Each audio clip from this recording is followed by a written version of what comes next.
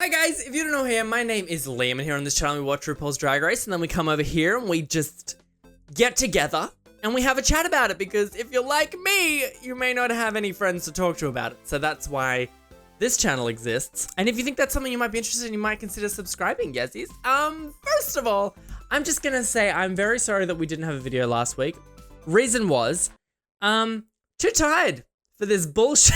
I just couldn't bring myself to be entertaining on front of this camera. Not that I'm entertaining any other week, but it just wasn't happening. Anyway, the thing about last week is there wasn't too much to talk about anyway. The only thing that I kind of want to talk about is that it was Latrice's time to go. I think if we look at the Hall of Fame, it would be great to have some black representation in there. And I think that if we look at the lineup of All-Stars 4, Latrice would have been a fantastic All-Star. Wasn't her, with the way that All-Stars are set up, with the rules, not rules or whatever, with the way people get eliminated or whatever you want to call it, it just, odds were up against her. Her performance wasn't the best it could be. It just didn't happen. When those credits rolled yesterday, there was a good chunk of my brain that was like, is this a joke? Is this what's happening? Really? So I have some notes, but a lot of it is, I just want to talk about the ending. Let me just quickly skim through some of these. So I've got notes here about how Naomi was flirting with the guy, and I thought that was really cute. Monét thinking she was so cool with her cartwheel, which she was really cool with that cartwheel. Monique's story, though, I have never really connected with Monique very well. With her season, with this time around, I've really liked Monique. Before, I didn't really get any chance to connect with her at all, but after I heard that story, though, Monique needs to, please, Monique, don't spend any time on a music video clip. I need a book, girl. You need to be writing a book. I need to read this book. Yeah, honey. We need a book. I've got Todrick in a turtleneck. I'm just skimming through these. You know, like, the performance at the end was not as good as last year. Am I the only one who felt that? It was last year was really cool. It was that one take thing. The music was really boppy. Super Queen, I don't think is really one of RuPaul's songs that I am really familiar with. Like, it hasn't been drummed down my throat as much as Kitty Girl had been. So I kind of knew the words of Kitty Girl, like, off the top of my head before we even got to that. But Super Queen hasn't really I just felt like the performance was really not as exciting, and it went really quick, and the audio seemed really weird. Did anyone think the audio kind of sounded like we were hearing what the actual recording was in the warehouse rather than a track overlay? I didn't feel very absorbed in the performance at all. And I feel like I'm dissing really. Listen, if you've been here on this channel, I don't know if it's the coffee I'm drinking or what's going on, but I'm feeling like I'm in a critiquey mood, which I hate this kind of person because, hello, can I produce any show like this? No. So who am I to say anything about this? But these are just some of my thoughts. But where was I going with that? I cannot do good as I know. I have no reason to have any strong opinions, but I just feel like this episode was probably my least favorite episode of Drag Race ever. And I'm not a drag race. I'm not I'm not in any way a judge of drag.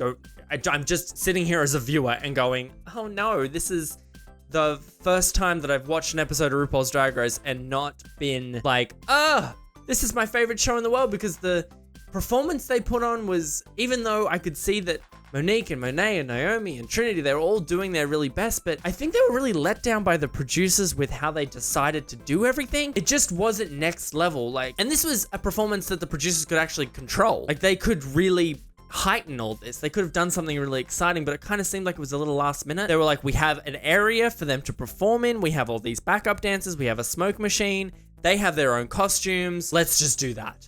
And let's also do some weird low angle camera angles. And I'm not going to harp on that much longer, but it just wasn't a great performance. Or maybe I think it was a good performance. The presentation that was given by the directors and the producers to present what they were doing was bad. The sound design was bad. The shooting of it was bad.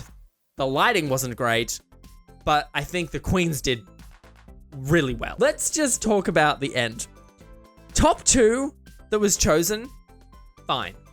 That was fine. Monét, Trinity, fine. I'm a little bit heated, aren't I? And this is not Liam Oh Dear Me energy right now, just because I'm very disappointed in this episode. The winner. Okay. The fact that someone. Okay. So I have listened to RuPaul's Drag Race, What's the Tea podcast since it's been going on. I've missed a while recently, but it was a part of my ingrained life for a very long time there, and it's kind of reminded me that I've been thinking about I don't have a podcast to listen to. Why have I not been listening to that? Anyway, What's the Tea podcast? You get to know a lot about Ru. He talks for an hour, basically. And one thing that you really learn about RuPaul is that he is very against the way that millennials have been brought up, in a sense of that everyone gets a participation ribbon. Everyone gets a first, second, and third, fourth, fifth, and sixth ribbon. And the fact that Ru has decided to have 2 winners is so beyond me. Like, I would expect that from potentially any other show but RuPaul's Drag Race. Ru has drummed in to me in his podcast that there is only ever one winner. Like, I'm pretty sure if I went back through all the podcasts that I've listened to, he has said that not everyone is a winner. There is only a winner. And that is kind of like his mantra in life, that there can't be, not everyone's a winner. There is always only one winner. There's always only the best. He flew in the face of that and made 2 winners. On a base level, I have a problem with that. I have so many problems with this. These people have been fighting to be the best for a year, to be the reigning All-Stars queen. And now everyone has had that taken away. If Monét won, Trinity would have been fine. If Trinity won, Monét would have been fine. Now it's a mess. Nobody at the end wore the frickin' crown. Did you notice that? The whole time we're talking about crown it, crown me, put the crown on my hair. I'm wearing a wig right now that's great to have a crown on my head. At the end, they gave them the scepter to dance with, and Alaska at the end was holding the crown the whole time. They wanted their moment of wearing a crown, and literally no one got that. No one got their moment to wear the crown at the crowning. I haven't even begun yet because that's not a real issue here. Why did we have 2 winners in this season? Why this season? Season 2, I mean, if we just talk about All-Stars, just All-Stars, because if we go all the other seasons when there should have been it was so hard to choose a winner, why would we do 2 winners now? If we had to choose a season where we would do 2 winners, why would we do it now? If we're just talking All-Stars. All-Stars 2. We had a really strong Alaska and a really strong Katya. Why didn't we have 2 then? That was a hard pick. All-Stars 3. We had some fuckery going on with the winning choices thing. You'd have Shangela and you'd have, anyone else. But not even Shangela won. And you know how much of a Trixie fanboy I am. I'm not mad Trixie won. I'm not. She's great as a winner. Fine. But why?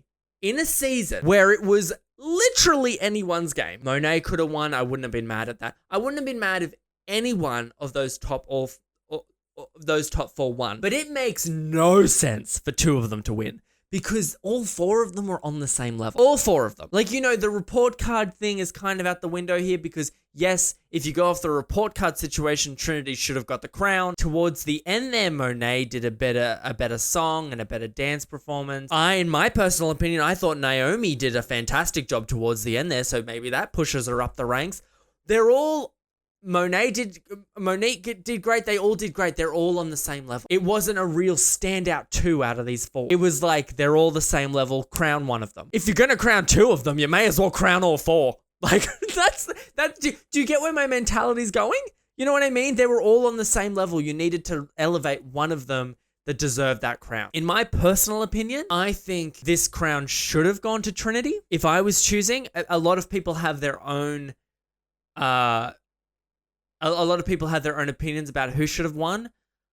I am at the standpoint where I strongly believe I don't give a shit if it was Monét who won or Trinity who won, but I only want one of them to win, not 2. This 2 thing is a mess. We've now got 5 All-Stars and 4 seasons. And now Trinity, and it's like it's watered down it's watered down the crown of All-Stars 4 because it doesn't belong to one person. How would you feel fighting for this the whole time and then you finally win it, but kind of, but not really? It's just like, I guess I got the money, but I'm the All-Stars 4 winner. Oh wait, I'm sharing it with Monét. Oh wait, I'm sharing it with Trinity. It's just so open-ended. It's just like, imagine when they go to a club. The winner of All Stars 4 is here. Does he mean Trinity or Monét? What? That doesn't make any sense. And now they've got to... I guarantee you a fact that neither of those girls want to be sharing a crown. No one wants to be sharing a crown. I just think it's messy, guys. This is messy. Anyway, guys, those are my thoughts on this whole debacle. I think this has been thoroughly disappointing. Again, my standpoint is that I don't care out of the two of them who got the crown. I just wanted one of them to get the crown. Anyway, guys, I hope you enjoyed this video. If you did enjoy this video, we will be back for All Stars 11, which I am very excited about. I am rooting for Plastic Tiara. 100%. And I hope I see you guys around for that. I might be doing a couple of other videos on here as well. I, funnily enough, now in my house have better internet. So I am able to live stream. And I'm thinking about doing a live stream where I draw on... Because if you guys don't know, if you follow my Instagram account, which is in the link in the description, I do art. I draw stuff. And I thought about maybe doing a live stream where I draw on here, and then you guys can maybe tell me what you'd like me to draw, and we can draw it together, and then I can post it, and I can do whatever, or do something in that caliber. So I might try doing some live stream. I've tried it before. To be honest, I haven't really been very good at it, but I can give it a go. So if that sounds like something you'd be interested in, let me know in the comments below with some ideas maybe as well. Okay,